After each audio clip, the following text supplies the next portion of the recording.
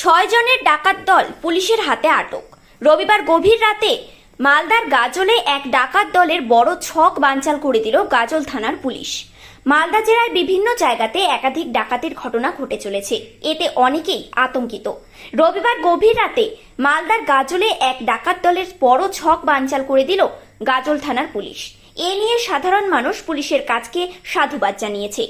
Police সূত্রে জানা গিয়েছে, ধৃত ডাকাতদের নাম ইব্রাহিম মমিন, বয়স 32, ডাকনাম শফি; স্বরূপ শেখ, বয়স 24; নাসির মমিন, বয়স 24; রতন মণ্ডল, বয়স 38; রহিম মমিন, বয়স 28; আবলুল্লাহ মমিন, বয়স 26। পাকড়াও ওই ডাকাত দলদের বাড়ি বাঙ্গিতলা মোথাবাড়ি এলাকায়। এরপর ওই 6 ডাকাত দলের কাছ থেকে উদ্ধার করা হয় একটি আগ্নেয়াস্ত্র ও 3টি কার্তুজ।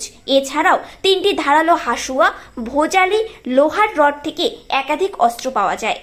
জানা গিয়েছে, ওই দিন গভীর রাতে গাজলের পাঁচপাড়া মাতোয়েল 81 নম্বর জাতীয় সড়ক এলাকায় 6 জনের ডাকাত দল ডাকাতির ছক করছিল। এমন সময় গাজল থানার পুলিশ প্রশাসন গোপন সূত্রে খবর পেয়ে ওই 6 ডাকাতের দলকে হাতে নাতে পাকড়াও করে। এদিন সোমবার ওই 6 জনের ডাকাত দলকে মালদা আদালতে পাঠানো হয়েছে।